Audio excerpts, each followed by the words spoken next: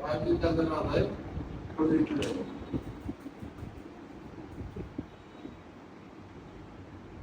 1.8 volt. এরপরে যদি আছে ফ্রিকোয়েন্সি গুলা ধরে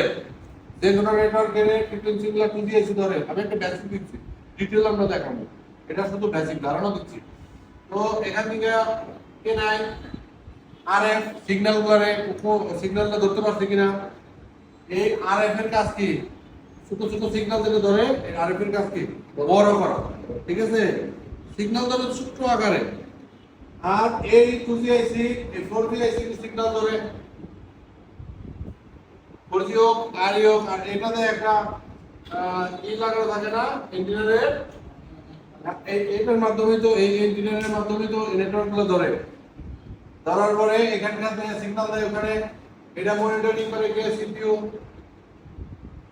এটা মনিটরিং করে কে